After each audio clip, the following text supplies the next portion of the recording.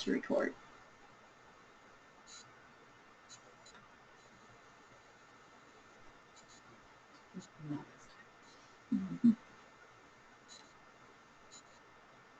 We'll give a couple minutes for people to get logged in and all. In the meantime, anybody have any announcements or burning questions or anything? Anything we need to get back with you on?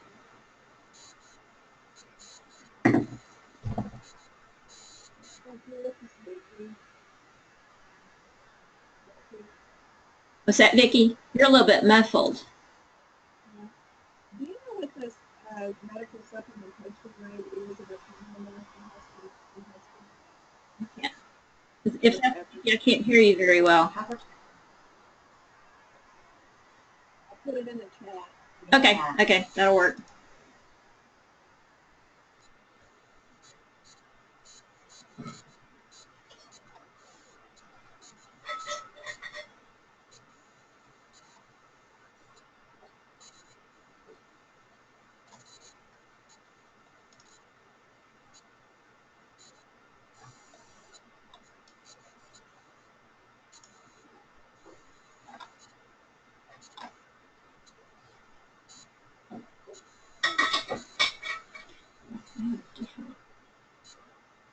That's just a minute after.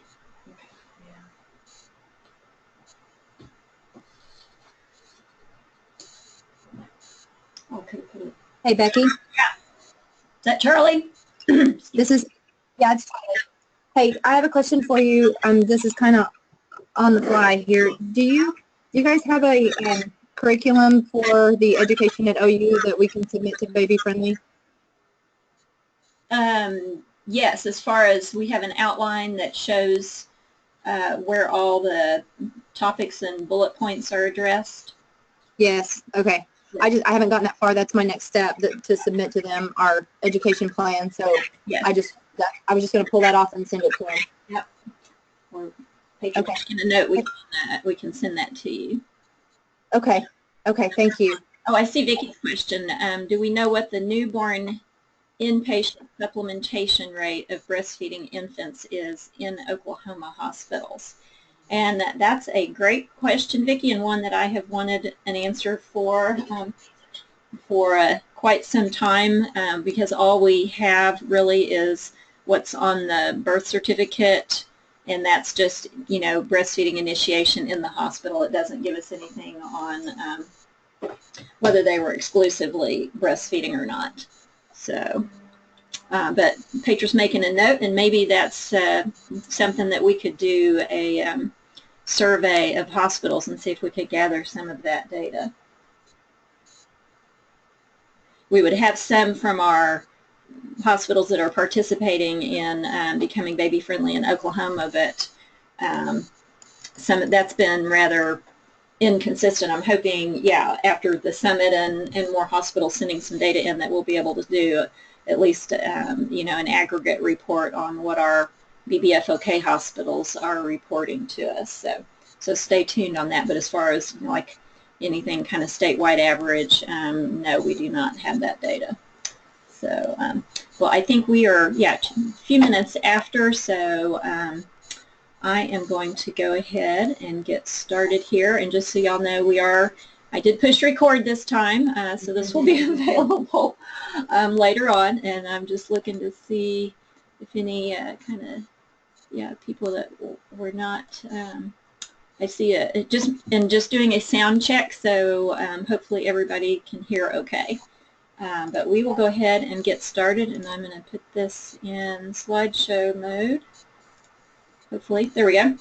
So we're going to talk about Step 6, exclusive breastfeeding, the when, what, and how of medically indicated supplementation.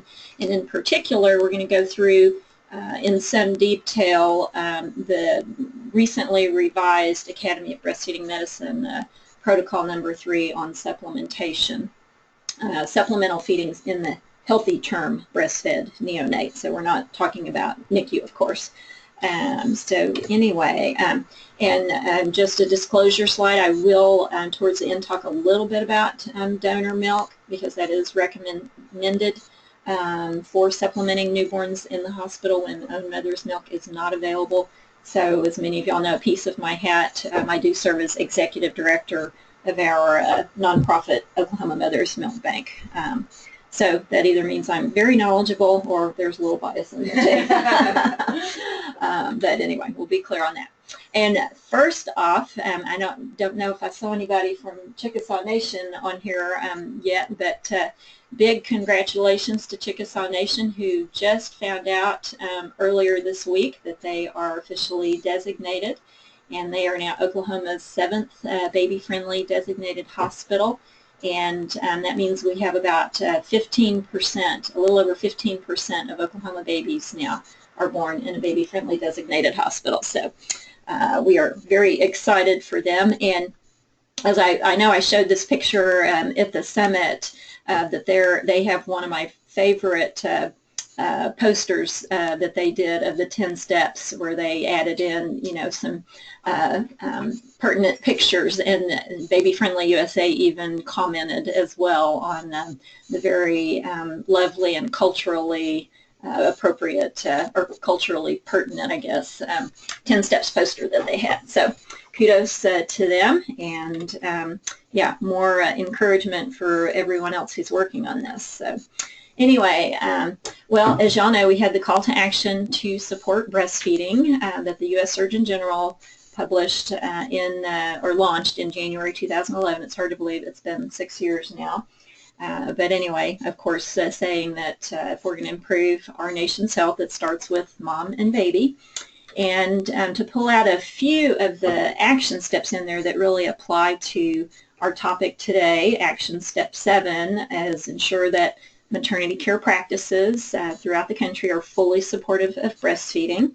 And then I didn't put in every word of action steps 9, 10, and 11, but they basically have to do with, you know, kind of apply to action step 7 too, that we need to educate our healthcare staff, make sure that physicians and other providers are trained as well, and that you know, other staff can provide basic breastfeeding support, and that we have access to IBCLCs when needed.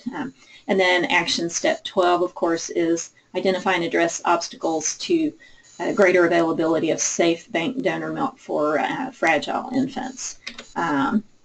So our question today is the baby-friendly 10 steps, step 6, give infants no food or drink other than breast milk unless medically indicated. So that's what we're talking about today. What are those medical indications, and what evidence, what guidelines do we have to support current evidence-based practice for what y'all have to address every day in your facilities. So, and this, just a reminder, as many of you know, step 6 is often one of the steps that is, of the baby-friendly steps, that is misconstrued, that a hospital that's baby-friendly designated can't have formula or something, and that's not what this says.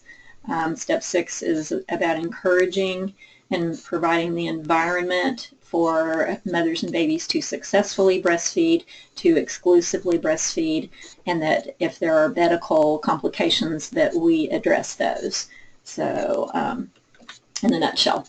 Well, let's look first at what resources do we have out there, because you have a variety of other guidelines and publications from major medical associations to guide us.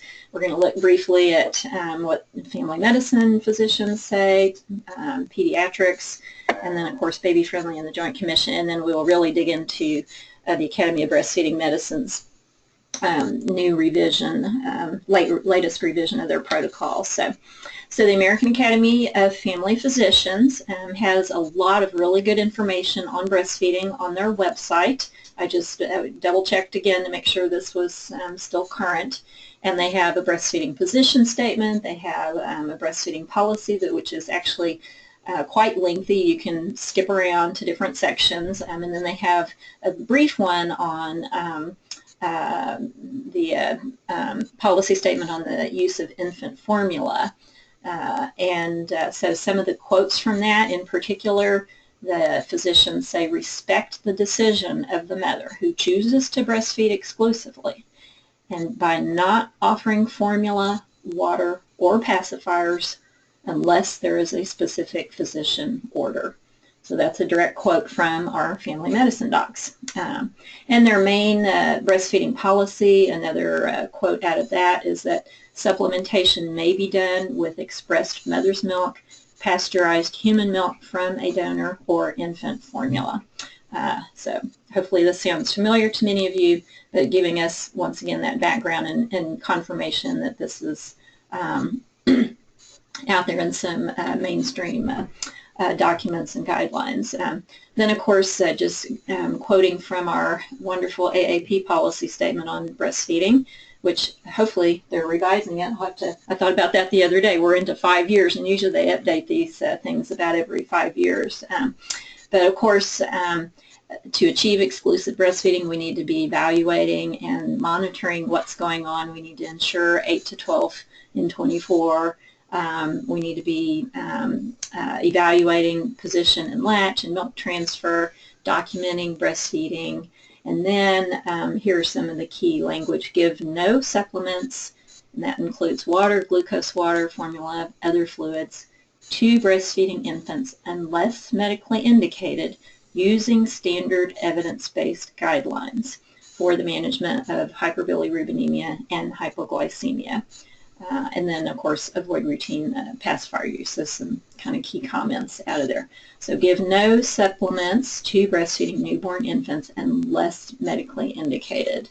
So, and then they've got nice guidelines on hyperbilirubinemia and hypoglycemia. Then, of course, many of you are accredited by the Joint Commission, and in their perinatal core measure on exclusive breast milk feeding at discharge, that's defined as a newborn receiving only breast milk, so it can be from the breast or expressed milk, and no other liquids or solids except for drops or syrups consisting of vitamins, minerals, or medicines. So it can be those small amounts of, well, certainly can be prescribed vitamins, medications, the small drops of sweeties that you might use during a painful procedure, all, those of course are allowed.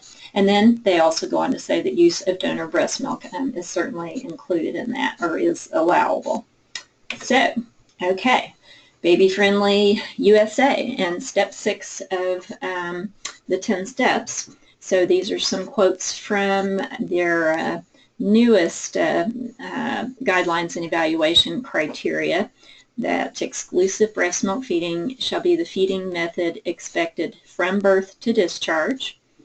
And for hospitals, once you become designated, it's not that they necessarily have a minimum bar, which kind of gets back to Vicky's question too, of how are our Oklahoma hospitals doing with exclusive breastfeeding at discharge, but that you are supposed to be working to reduce unnecessary supplementation of your breastfed baby, so that can you demonstrate from year to year as you really hardwire those baby-friendly practices that you're seeing improvement in your exclusive breastfeeding rates and a decrease in the non-medically indicated supplementation. So, and I am going to, let's see, make sure I don't mess this up, just see if there's any other, if y'all have, I have everybody unmuted, so, and we don't have any, that's what happened last time we had the, somebody had logged in and then had put their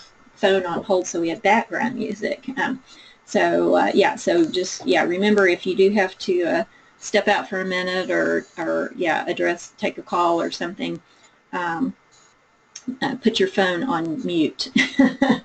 And yeah, don't put us on hold. Put your phone on mute. But otherwise, yeah, feel free to stop me anytime and ask a question. Vicki says Kathy is there. Hey, Kathy. And or type something in the chat box. I'll try to check the chat box periodically too. All right. Where was I? Okay. So here, and that's not what I want.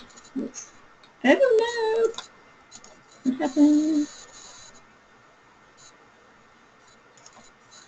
Let's see. Okay. That's weird. It looks like it was doubling up. Yeah, I confused my slideshow. Okay, so I talked about that.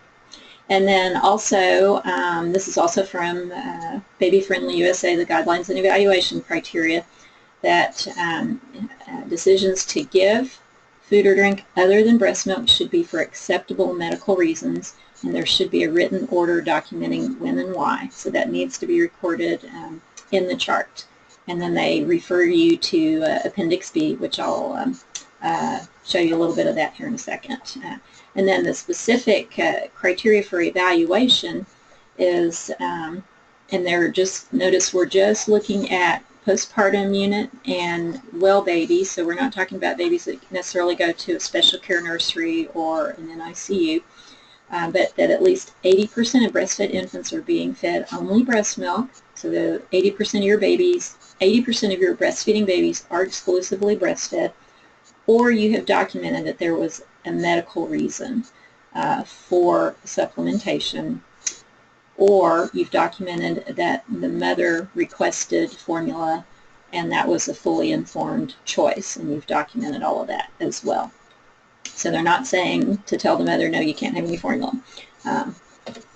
Okay, so the language that's in Appendix B of the 2016 guidelines and evaluation criteria. So these are some things to keep in mind, that the facility should develop a protocol that describes the current evidence-based medical indications. So what Baby Friendly does not do is tell you what those medical indications are. That's not their role, but that their expectation is that you are keeping up with the latest recommendations and continually updating policies and protocols to apply that. That your staff and providers should be trained to utilize whatever protocol that you have put into place, and of course giving you some recommendations of where to find some of those guidelines, such as the World Health Organization, the CDC, and they do mention, of course, the Academy of Breastfeeding Medicine. And then lastly, you're responsible to make sure that your medical indications are supported by current evidence. So I hope as we go through this, and especially when we really start digging into the Academy of Breastfeeding Medicine protocol, that you'll find that you've got some good support for some of the things that you're trying to do, or maybe some of the challenges you're encountering with different leaders in your facility, to have some good written evidence to support that. So, all right, so let's really take a look then at the Academy of Breastfeeding Medicine's clinical protocol number 3, supplementary feedings in the healthy term breastfed neonate. So these just came out a few weeks ago, and all of their clinical protocols are now available and have been available for a couple of years on the National Guidelines Clearinghouse, and of course on the ABM website as well. So, and just so y'all know, if anyone, you know, well, who is this Academy of Breastfeeding Medicine? I think they're approaching 20 years in existence, and all of these protocols that they develop, they actually have federal funding from the Department of Health and Human Services Maternal and Child Health Division to develop these protocols. And so they're usually very, very good quality. And this is an interdisciplinary group, and they usually have quite a good team or committee that's tasked with addressing whatever topic the protocol is looking at. So anyway, so just to kind of show you briefly, this is the ABM website. They actually have their big meeting coming up later this year. But over here on the left, protocols and statements. So you just click on that, handy dandy. And this is what the page looks like, where all the clinical protocols are. You just scroll down, and the supplementation one, of course, is number 3, so it's high on the list. But they're even translated into several different languages, because this is an international organization, so that's pretty, and that's some of the funding, of course, pays for those translations, which can get quite expensive.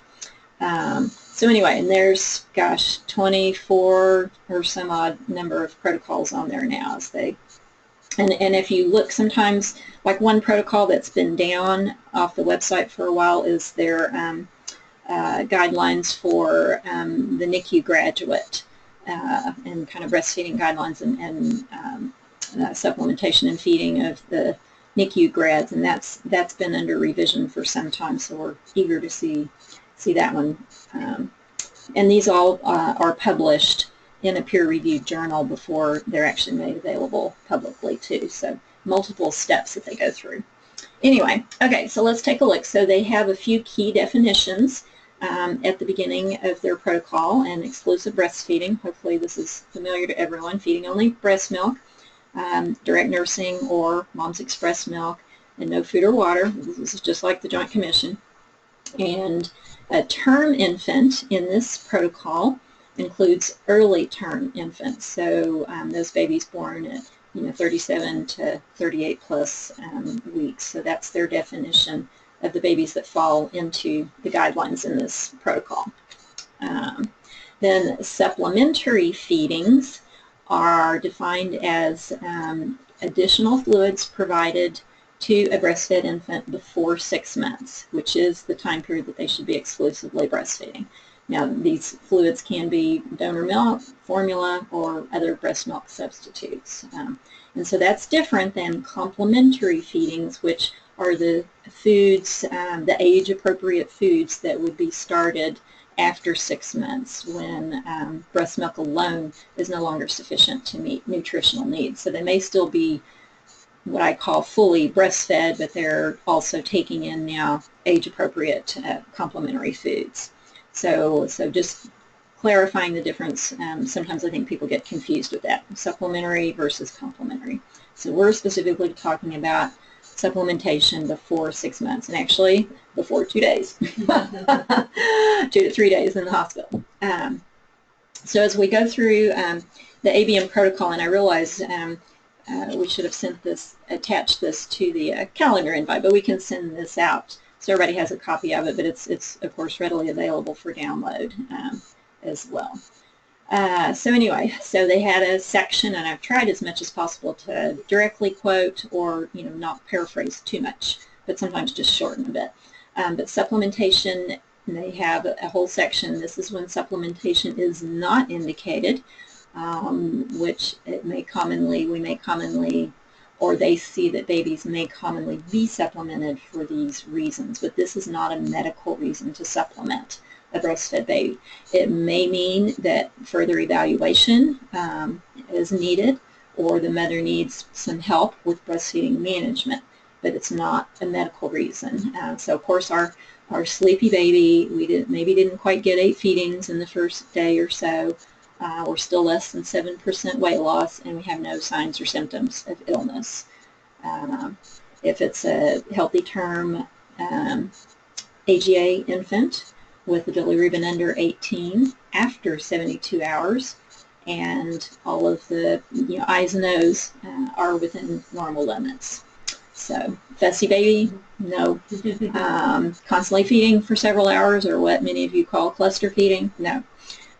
Or the mother's tired. Those are not medical reasons to supplement the baby. Let's see, let me check our chat box. Okay. Let's see if that doesn't mess me up again. Then they also have a category on here's how to prevent the need for supplementation, because as many of you have learned as you work on the 10 steps, that there are many practices in the hospital that actually contribute to poor breastfeeding and lead to a so-called need to supplement. But of course, educating the mother so she knows what to expect and she knows how breastfeeding works, how much milk is there at first. Train the staff so you have enough staff that are trained to assist and assess. Educate everyone on the risk of unnecessary supplementation, so that includes mothers, families, staff, and providers. So everyone on the team needs to understand why we don't want babies being supplemented if it's not necessary. of course, skin-to-skin contact, reaming in 24 hours a day, and then helping the mother with milk expression if somehow, there are some issues with breastfeeding. That would be a kind of the first step with that. So, and so, yeah, this is a little wordy, but I wanted to be really clear with, oh good, I see your note, Vicki.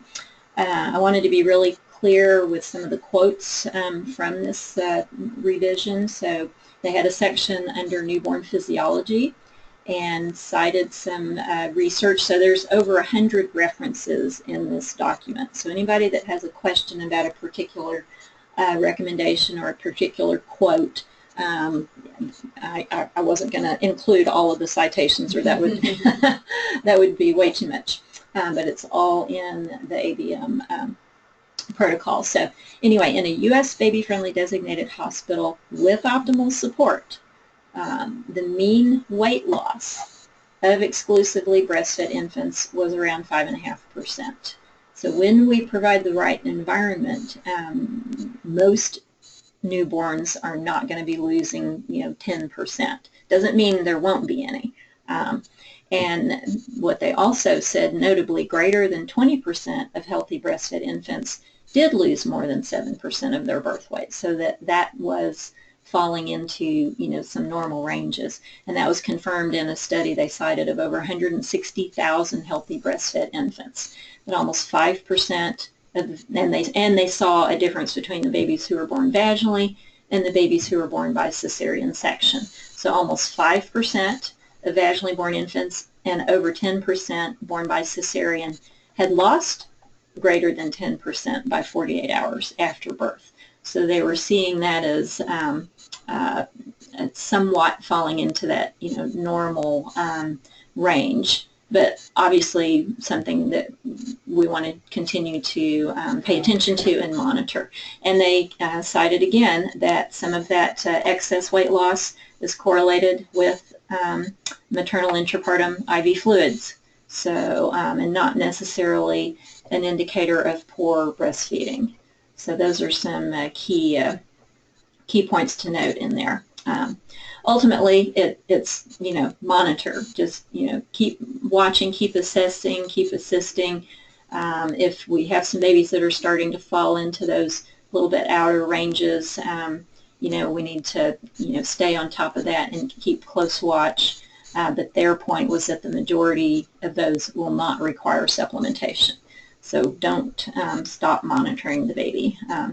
And obviously, yeah, this is a fun picture I had of a baby who looks like we're taking in pretty good. Oh, did we get a question? So thank you. Let's see here. Anybody? Not seeing any other questions yet. Okay. That's okay. That's okay. Sometimes it pops up on my screen too. Let's see. Okay. So they have a section on possible indications. This doesn't necessarily mean we have to supplement, but these are some possible indicators. They went into a little more detail with asymptomatic hypoglycemia. So, one point they made was that it needs to be documented by a laboratory glucose test, not a bedside heel stick, that it's unresponsive to appropriate breastfeeding, frequent breastfeeding.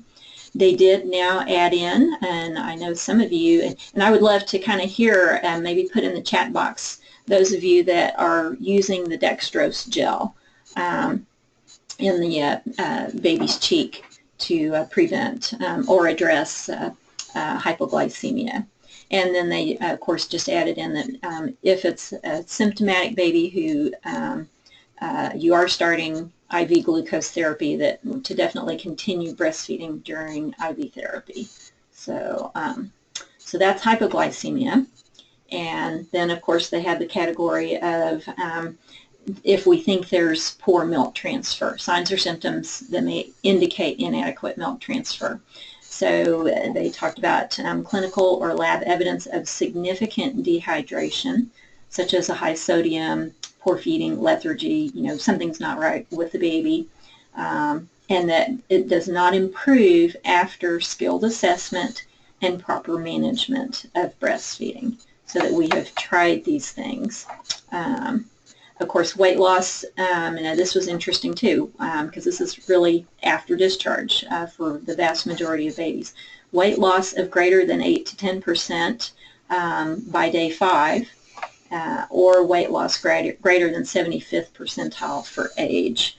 So this might be something that hopefully they're in for that first well baby check, that this would be documented. And then, of course, delayed bowel movements, fewer than 4 stools on day 4, day of life 4, or continued meconium stools on day 5. So those are definitely some very objective signs for parents to be on the lookout for as well. So that's looking at inadequate milk intake. And so these are all under the baby. And then we'll have mom to look at as well. But under hyperbilirubinemia, so they talked about our 2 kinds of jaundice, really what we call, poor breastfeeding, or they very politically or medically said suboptimal intake jaundice.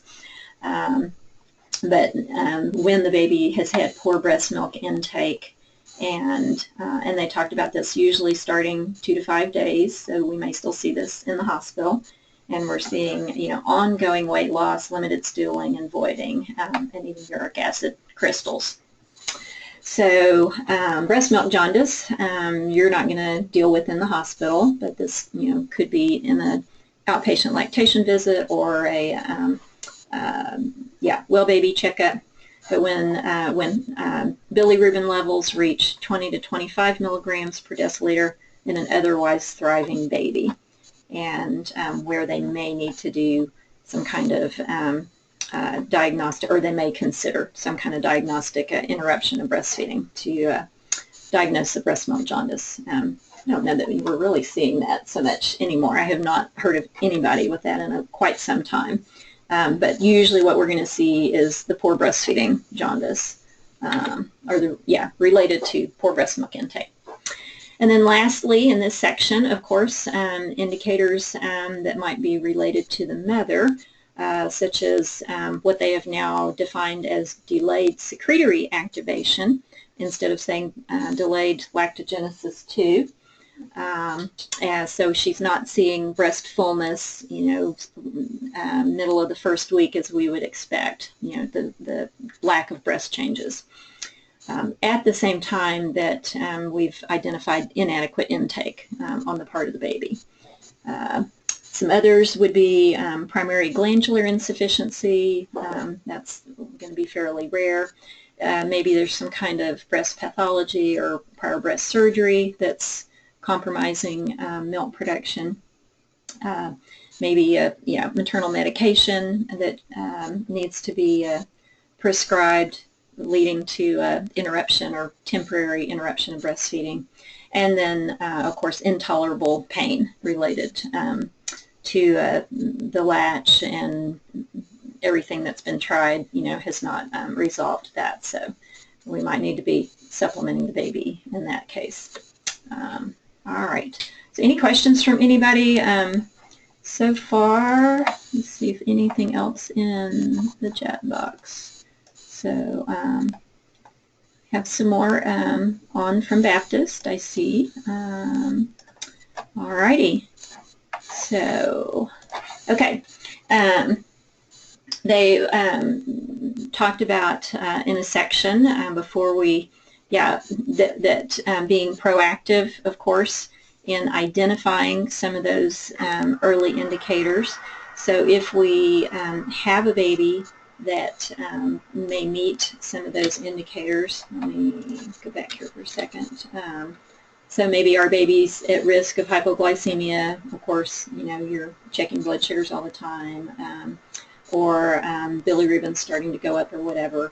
So being proactive, of course, with a lot of the prevention steps mentioned earlier, and then to make sure that the baby's provider is notified if either mom or baby meets some of those criteria, that we need the alerts, and we need to be watching and continue to evaluate the feedings before we jump right in and and start supplementing. Can we make some changes with position and latch or so forth before, and maybe avoid supplementation? So anyway, then they have a section, determine if supplementation is required, and then they were very careful to say supplement with care. So don't just bombard the baby with fluids. Anyway, so they said decisions should be made on an individual case-by-case basis, and this was really good. They said hospitals should strongly consider developing policies that will, and Baby Friendly is going to expect you to do this as well. So require the provider's order to supplement the baby when there's a medical indication. And then this was new. Consider a policy requiring informed consent of the mother when supplements are not medically indicated. So that's gonna cause a little that's gonna create some discussion. So but they said strongly consider, and Baby Friendly doesn't require that, but getting us to start thinking that way, and I think that's a good thing. They did go on to say that, of course, all supplements should be documented, that you're putting, what it is, how much it is, why and how it's being given. So you should have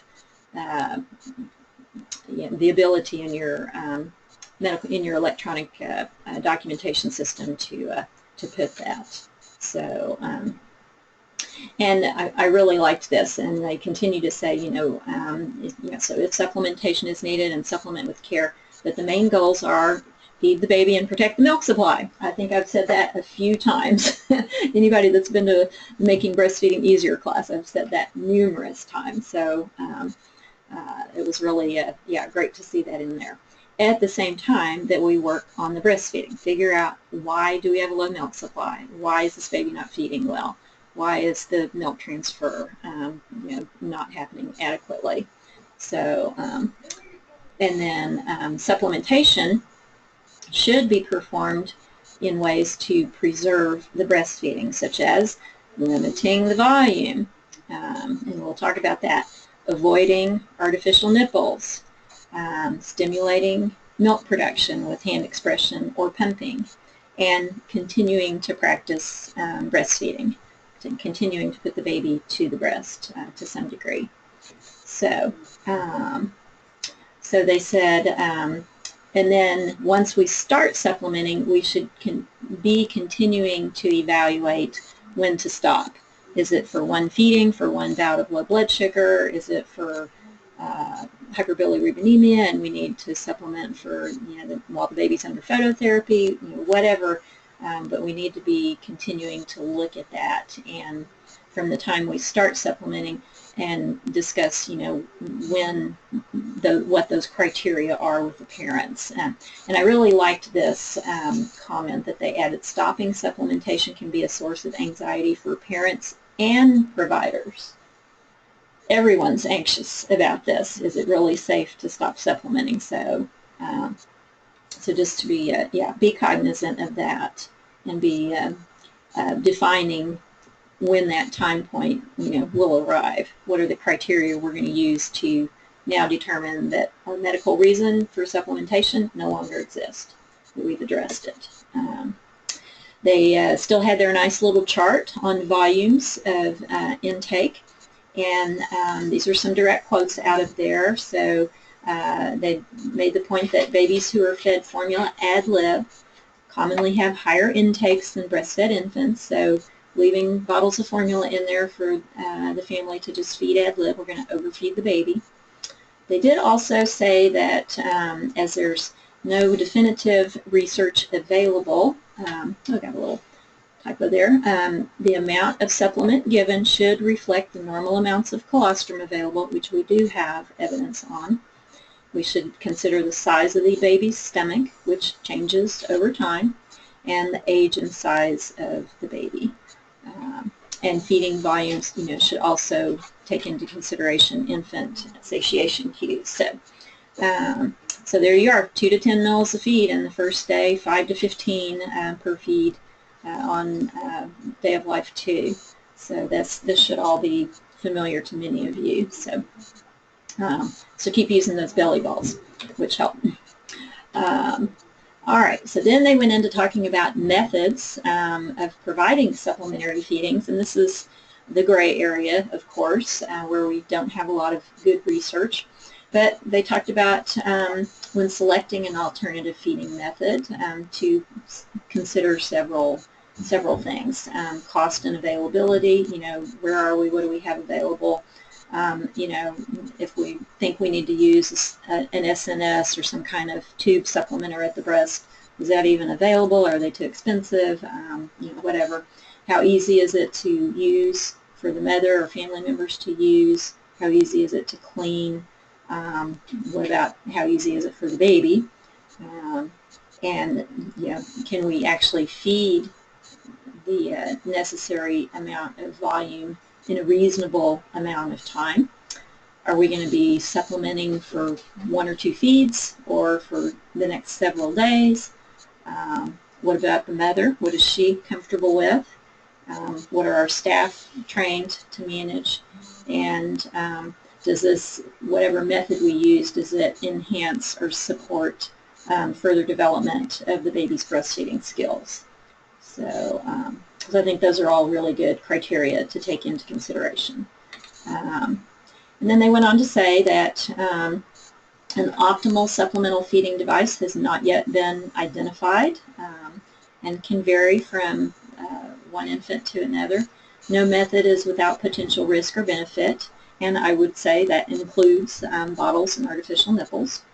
And they did very clearly say that cup feeding has been shown safe and may help preserve breastfeeding duration among those who require multiple supplemental feedings. So call out for cup feeding. And as many of you know, Baby Friendly USA, of course, that's kind of their method of choice. Though Baby Friendly USA doesn't say what specific method you need to use either. So all right, so that's really going through the guidelines, and then to just show you what's in the printed document, their appendix. Let me see if I can move this little thing over to the side. There we go. So they have, as they did before, and this was a really popular part of this protocol, because this can help you with your staff training, even with some of your provider education. They had a nice appendix. I'm just showing you as one piece of it, but they have a whole list of inappropriate reasons for supplementation with a healthy newborn baby and a healthy mother. And so what concerns being expressed, why this is an inappropriate reason, what a reasonable response might be, and then what are the risks, of supplementation. So of course, there's no milk. Supplementation is needed to prevent weight loss. A certain amount of weight loss is normal. Oh, the baby could become hypoglycemic, so we're going to supplement when we don't even have hypoglycemia. Anyway, but this is like a couple of pages of inappropriate reasons and responses. So this is a very handy-dandy appendix to make sure you look at, because that follows the 100+ references, so you might miss it if you don't know to look for that. And then a new element, and I wanted to we're doing good. I'll have a few minutes to look at this. They have a nice algorithm.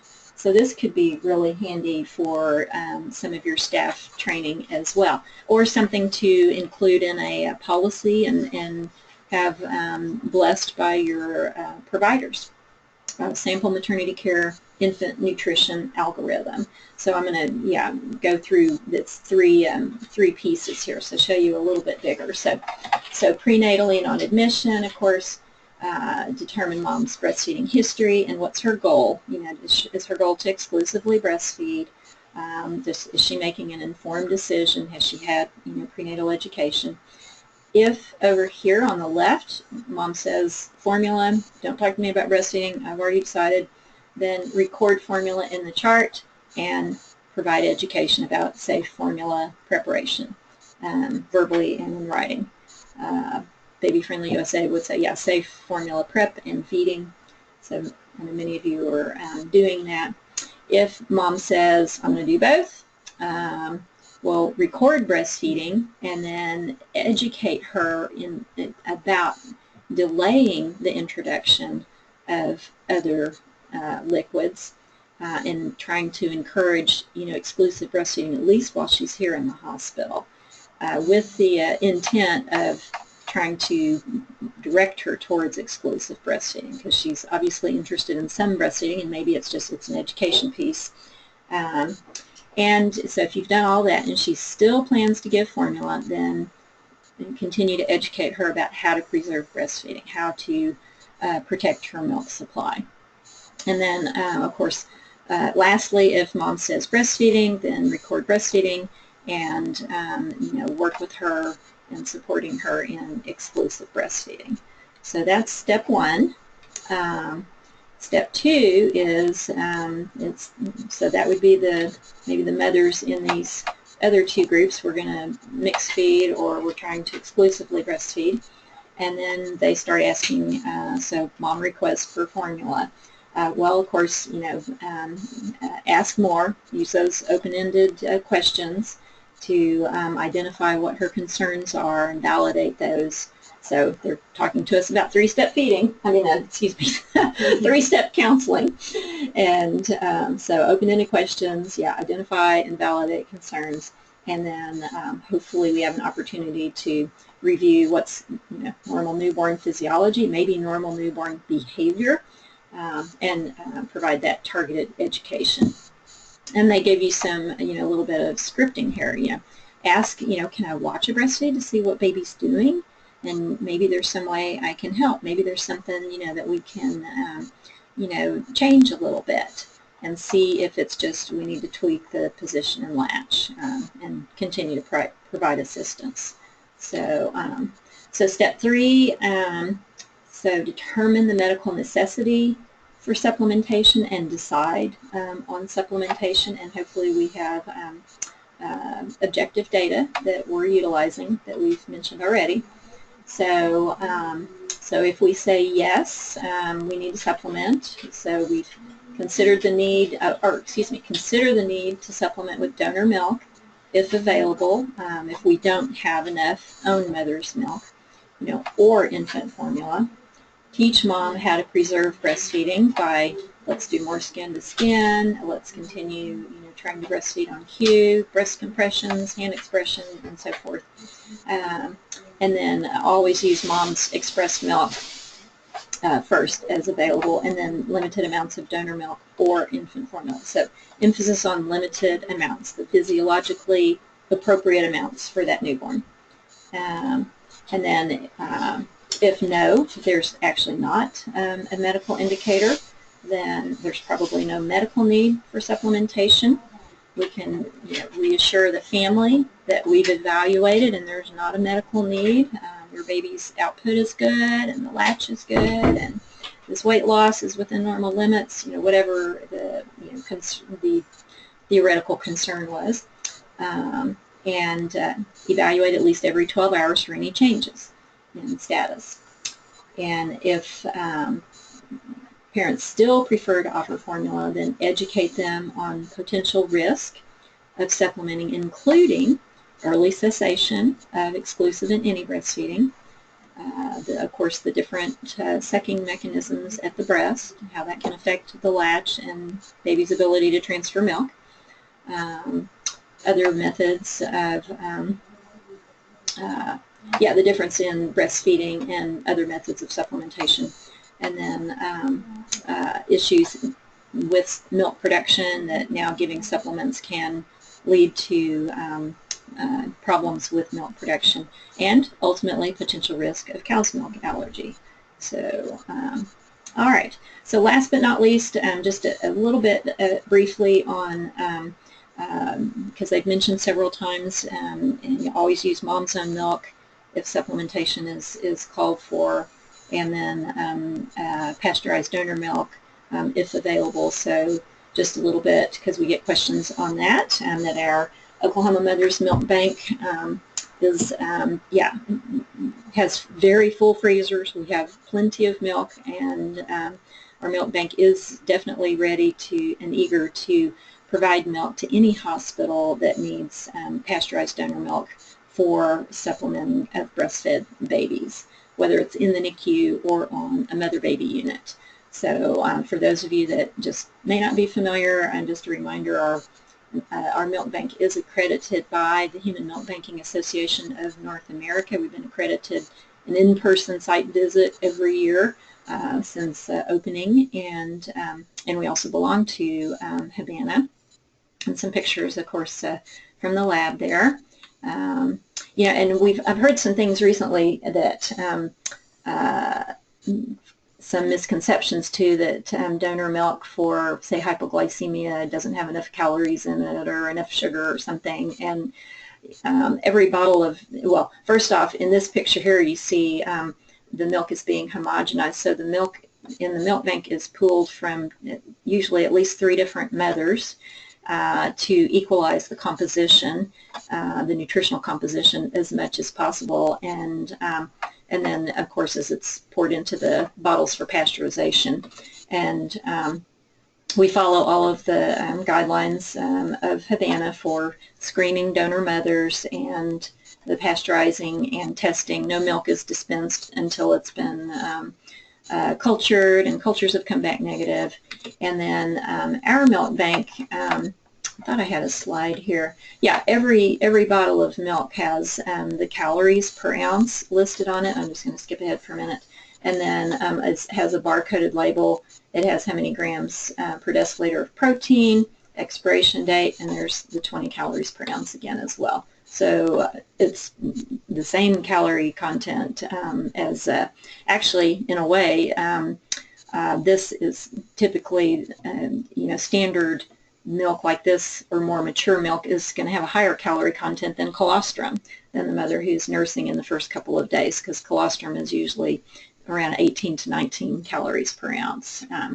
Anyway, for those of you that might be curious or considering stocking some pasteurized donor milk for your mother-baby unit, you can, it's easy to do. Just get you a small freezer. It can be a little countertop freezer, and but just so it has its own storage freezer or fridge, because you're going to be thawing it out. So and we're talking fairly small volumes. And that refrigerator freezer is going to have the temperature monitored just like everything else, and that you're keeping it separate from foods and medications. And you might just keep a handful of bottles on your mother-baby unit. Maybe you have a NICU in your hospital and you just need to keep a few bottles handy on the mother-baby unit. And the milk bank can, for smaller hospitals that maybe don't have a NICU, milk bank can provide you, and you can ask for long expiration dates. So you've got a little small stock of milk that has, that's not going to expire for several months. And of course, you're going to want to document that pasteurized donor milk was given to the baby in the medical record, and the batch number, which is like a lot number. So if we ever needed to, trace the milk back to the donor mother, for example, we can do that. And as I said, each batch of donor milk has, here's your batch number, here's your calories per ounce, here's your protein content, and then here's your expiration date. So, and these are 100 ml bottles, so about 3 1/3 ounces. And of course, what's different, with handling on a mother-baby unit, because you're usually talking about small volumes, like maybe you only need 10 mils out of that 100 ml bottle. So you can thaw it enough to kind of draw off enough, or thaw that bottle because maybe that baby's going to have several feedings out of that same bottle, or you can use that same bottle for more than one baby. And there's a newer publication just came out a couple of years ago, looking at the safety and the bacterial content of thawed donor milk. Now this is different than, say, thawed own mother's milk, because it's been pasteurized. So thawed donor milk can be refrigerated for sure for at least 48 hours, and they even went out to 4 days and had no bacterial growth in this particular publication. And they really tried to in the study, they handled donor milk in a setting, to mimic what would happen in a hospital setting. So anyway, that is really kind of the end of our topic today, and I'm just going to double check if any other questions in the chat box. And I see, yes, we will send the slides out, and this is being recorded, so we will send a link to the recording. It's usually a day or two before that gets out. We'll have the link to the recording, the slides, and then a copy of the ABM protocol as well. And I see Charlie's comment too. Our depot has a full freezer, our Shawnee depot. The last couple of slides here just to do some updates and make sure y'all know some trainings that are coming up. These are the Making Breastfeeding Easier classes that are scheduled. We always do one quarterly here on the Health Science Center campus in Oklahoma City, but Duncan is hosting one end of June, and Cherokee Nation in Tahlequah is hosting one end of July.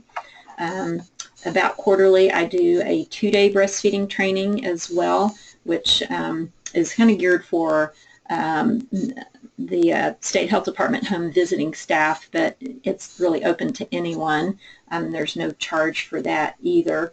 And the next one is in Tulsa at the end of this month.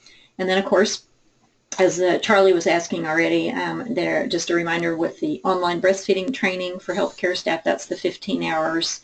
And you can go to this link. Just go to the OBRC website and look under trainings.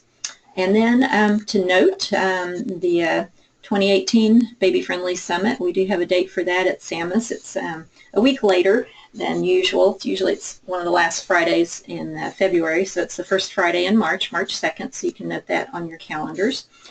And set up. And then our next two webinars, this one we are actually doing a second one in May, because there wasn't a good Wednesday in June, and we had requests to address staff training and some of the updates on provider training in the new baby-friendly guidelines. So we're kind of, clustering that one here in May. So just note, it's still a Wednesday at noon, May 24th. We'll look at step 2 and really make sure we take a good look at some of the new provider requirements, some tweaks they've made to that. So there won't be one in June, and then July we'll look at step 10 and do a little more in-depth look at some of the calls that we get on our breastfeeding hotline. So that is really the end of my, do we have any questions from anyone on anything that we've covered today? Anybody have any, you think this will be helpful protocol to take back to your providers? Or do you see any pieces of it that will cause heartburn? It's awful quiet out there in webinar land. Just trying to see who all we have on here.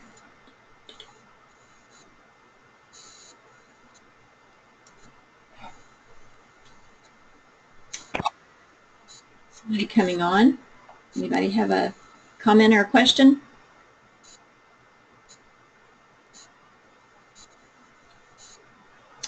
I hope everybody was able to hear. All right, well, as I said, we'll send this out, and we'll send the link for the recording. And if you think of questions after the fact, you can certainly, oh, I see a question on how do you enroll, oh, now I do see some. Yeah, okay, wait a minute, let's see. Karen wants to know about margaritas. Yeah, we should do one of these webinars late in the day. Okay, so a couple questions here. So Jeannie Campbell's asking, when is the stipend due? So I think if you're asking about the education stipend, so those of you that, if your hospital attended the summit in February, the BBFOK summit, and you're a participating hospital, you were enrolled in the BBFOK program, and you were up to date with your data through the end of 2016, you can enroll up to 8 staff at no cost in the 15-hour online training.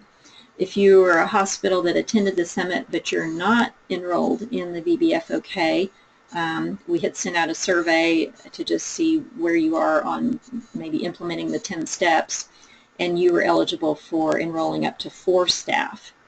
And we need to be able to document the hospitals that are eligible for the stipend, the education stipend training, by the end of May, because we're getting near the end of the budget year, and we won't be able to issue that, when the budget year ends. So, so yes, by the end of May, Jeannie, if you have names of staff to send us, and you're up to date on everything, then we can get you enrolled. And then Julia's asking, how do you enroll in the 2-day course offered in Tulsa? Let me actually pull up. Here is our OBRC website.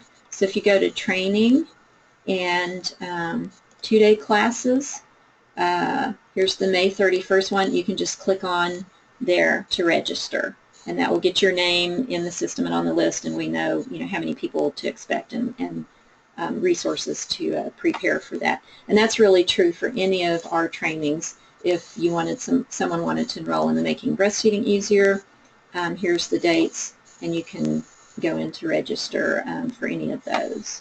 So let me see who else. Oh, Karen said it sounded like I was making margaritas, so no. And maybe that's why I was such a really good speaker. It sounded like I'd had margaritas, huh? Anyway, well, we are just getting past the hour, so if anybody thinks of any other questions, feel free to email us. You know how to get hold of us. And thanks for joining in today. And give us feedback. There will be a brief evaluation that will come with the email link as well. So give us feedback, definitely. And always give us feedback on particular topics that you would like to see addressed. So otherwise, I know y'all have other things to do. And good luck with, the rest of the week. And stay in touch. Thanks a bunch.